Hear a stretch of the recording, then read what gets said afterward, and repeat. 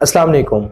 आज हम जिस टॉपिक को डिस्कस करेंगे वो है फोटो रेस्पिरेशन, चैप्टर नंबर 3 से लेक्चर नंबर 4, जिसमें हम देखेंगे कि ये क्या है, क्यों होता है और इसकी क्या कॉन्सिक्वेंसेस हैं।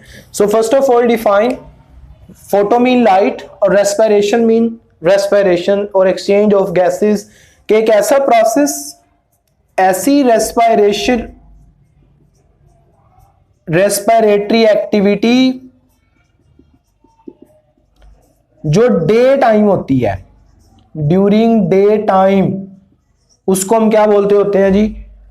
Photo respiration. In the presence of light, light की मौजूदगी में जो फोटोसिंथेसिस भी हो रही होती है उसको हम फोटो रेस्पिरेशन कहते हैं। दूसरी जो हम इसमें पॉइंट बना सकते हैं कि इसमें कार्बन डाइऑक्साइड रिलीज होती है इस प्रोसेस में, एंड ऑक्सीजन इस प्रोसेस के दौरान जो है वो यूज्ड होती है। यानी कि ये ऐसी रेस्पिरेटरी एक्टिविटी है कि जिसमें कार्बन डाइऑक्साइड रिलीज होगी लाइक एनिमल्स और like normal respiratory activity in plant as well, और ऑक्सीजन जो है वो इसमें यूज होगी या फिक्स्ड होगी, तो उसको भी हम क्या बोलेंगे? Respiration, photo respiration. या तीसरा हम इसको ऐसे डिफाइन कर सकते हैं कि जो रेबुलोज बाईफॉस्फेट कार्बोक्सिलेज ऑक्सीजिनेज, रेबुलोज बाईफॉस्फेट कार्बोक्सिलेज और ऑक्सीजिनेज, यानी कि ये एंजाइम कार्बन डाइऑक्साइड को भी फिक्स कर सकता है और ऑक्सीजन को भी फिक्स कर सकता है। और वो क्या करे?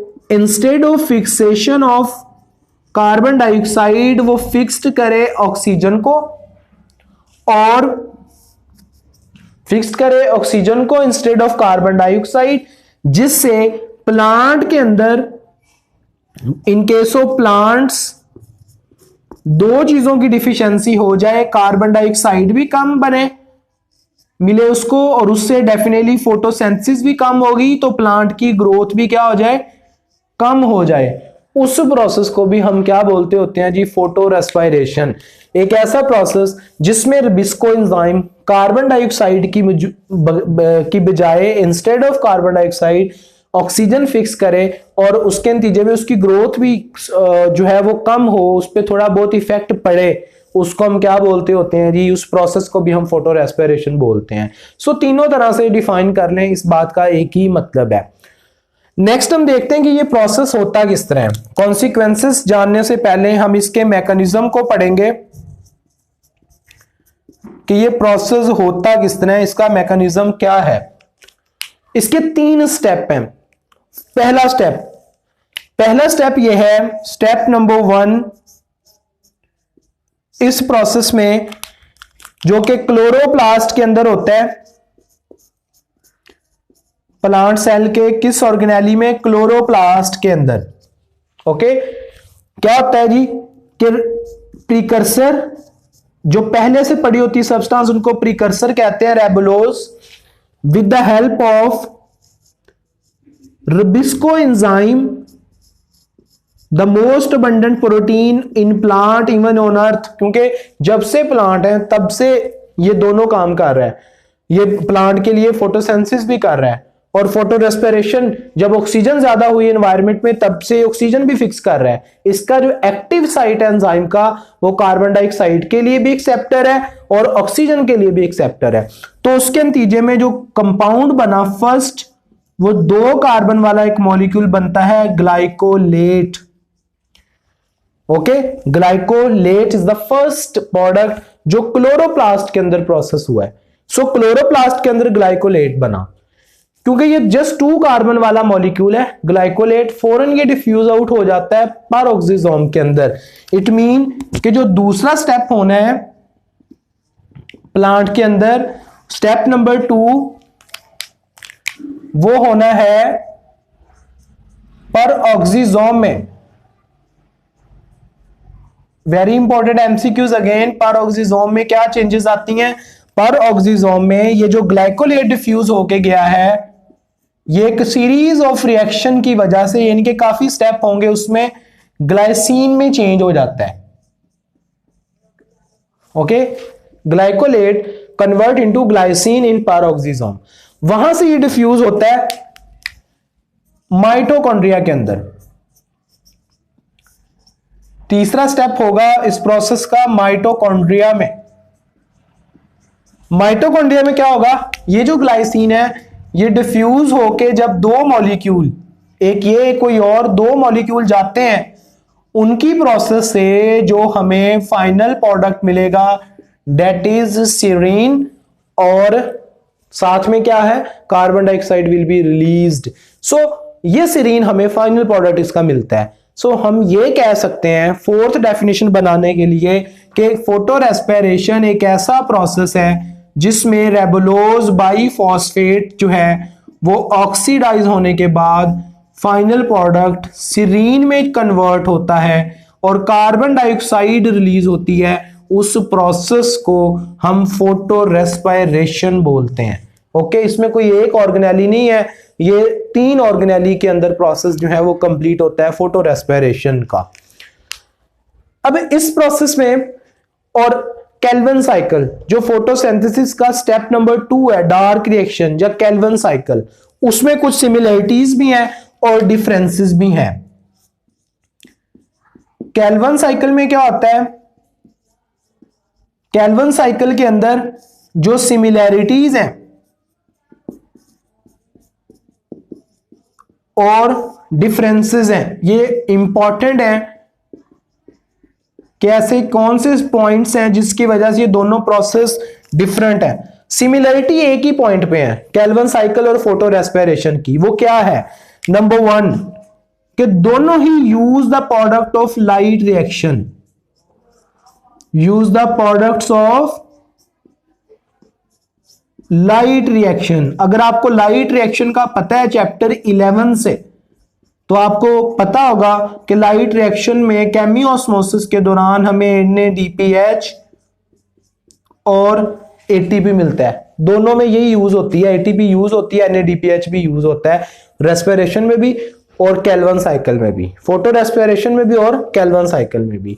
डिफरेंसेस क्या हैं, पहला डिफरेंस कि इसमें फिक्स्ड होती है ऑक्सीजन बाय रोबिस्को, ठीक है, जबकि उसमें क्या फिक्स होती है केल्विन साइकिल में, कार्बन डाइऑक्साइड। नंबर 2 इसमें रिलीज होती है कार्बन डाइऑक्साइड, ठीक है, और इसमें जो प्रोडक्ट बनता है उसमें फाइनल प्रोडक्ट क्या होता है केल्विन साइकिल में, G3P। इसका जो फाइनल प्रोडक्ट है सीरीन बनता है इसमें इंस्टेड ऑफ G3P के अलावा। सो ये 3 डिफरेंसेस आप जो है पॉसिबल इसके अंदर लिख सकते हैं as compare to Calvin cycle. उसके बाद क्वेश्चन ये है कि ये प्रोसेस अगर प्लांट में कार्बन डाइऑक्साइड को कम करता है, ATP यूज करता है, तो प्लांट इसको क्यों करता है? और ये नॉर्मल प्रोसेस नहीं है, ये उसी वक्त होता है जब स्पेशल कंडीशन होती हैं। वो कंडीशन क्या है, वो एक स्पेशल इन्वायरमेंट है जो मैं साइड पे एक्सप्लेन कर रहा हूं कि कब ये प्रोसेस होगा, during hot and dry climate. So उसको हम देखते हैं कि वहां पे ये कैसे रोल प्ले करता है हॉट एंड ड्राई क्लाइमेट के अंदर। अच्छा जी, इसकी कॉन्सिक्वेंस क्या है, कॉजेस क्या है, कॉजेस क्यों होता है ये प्रोसेस, कॉजेस। अब हॉट एंड ड्राई एनवायरनमेंट में जब हॉट और ड्राई एनवायरनमेंट होता है तो उसके नतीजे में प्लांट जो है वो क्या कर रहा होता है, अपना वाटर लॉस हो रहा होता है, ठीक है। तो प्लांट में इसके भी मैकेनिज्म है, थर्मोरेगुलेटरी मैकेनिज्म, जिससे प्लांट अपनी हीट को और वाटर को ऑस्मोरेगुलेशनरी और थर्मोरेगुलेटरी दोनों मैकेनिज्म प्लांट में मौजूद है। तो प्लांट क्या करता है, क्लोज स्टोमेटा, अपने स्टोमेटा को बंद कर लेता है। ओके, स्टोमेटा बंद हो गए, यानी कि अगर हम देखें ये प्लांट का लीफ है, इसमें फोटोसिंथेसिस का प्रोसेस हो रहा है, प्लांट में फोटोसिंथेसिस का प्रोसेस हो रहा था नॉर्मल, उसने क्या प्रोड्यूस की हुई है, ऑक्सीजन जो है वो रिलीज कर रहा है। नीचे से जो स्टोमेटा थे, जो गार्ड सेल की opening that is closed, stomata क्या हो गए प्लांट के क्लोज।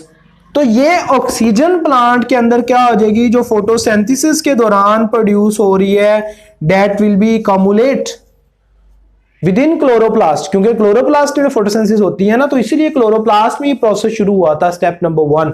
तो वहां से जो स्टोमेटा की क्लोजर की वजह से due to hot and dry environment plant अपने फोटोसिंथेसिस को रिवर्स करके चला जाता है फोटो रेस्पिरेशन में, क्योंकि ऑक्सीजन भी प्लांट अगर एक्स्ट्रा प्रोड्यूस कर रहा है तो रिलीज कर देता है, लेकिन यहां रिलीज नहीं हो रही ना, कार्बन डाइऑक्साइड अंदर आ रही है। तो रुबिस्को क्या करता है, कार्बन डाइऑक्साइड की बजाय वो ऑक्सीजन को निकालना शुरू कर देता है बाय फोटो रेस्पिरेशन। इस प्रोसेस को हम फोटो रेस्पिरेशन कहते हैं। ये इसकी कॉजेज है कि ऑक्सीजन कम्युलेट होती है तो प्लांट डिवर्ट कर लेता है इसको फोटो रेस्पिरेशन के अंदर।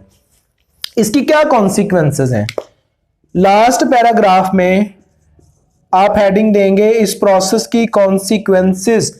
वजूहात क्या है कि ये प्रोसेस का प्लांट के ऊपर हमने पढ़ा कि कार्बन डाइऑक्साइड को ये कम करती है, ये हमने पूरे प्रोसेस में देखा, कार्बन डाइऑक्साइड को लो करती है, ग्रोथ भी प्लांट की 25% ऑलमोस्ट कार्बन डाइऑक्साइड कम फिक्स होती है, ग्रोथ भी उससे जो है वो प्लांट की लो होती है।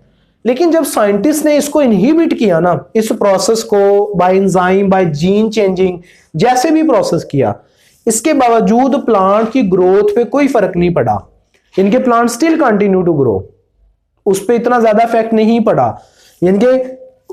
फिर इसका मतलब है इसकी कोई अहमियत ही नहीं है। तो फिर ये होता क्यों है, व्हाई डज इट एग्जिस्ट, इसकी फिर एग्जिस्टेंस क्यों है, व्हाई दिस प्रोसेस एग्जिस्ट, इसकी एग्जिस्टेंस क्या है। कॉन्सिक्वेंस हमने देखा कि कोई प्लांट पे इफेक्ट नहीं है इसका, बहुत कम होता है ग्रोथ पे, लेकिन एग्जिस्ट क्यों कर रहा है ये फिर, शॉर्ट क्वेश्चन।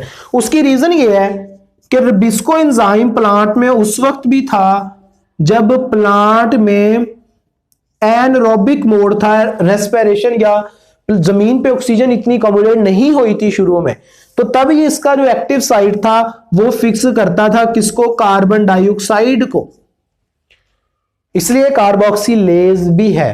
लेकिन जब इतनी ऑक्सीजन कम्युलेट हो गई तो प्लांट के इसी के अंदर एक्टिव साइट में कुछ चेंजेस आई कि ये साथ साथ दूसरे किसको फिक्स करना शुरू कर दिया, ऑक्सीजन को।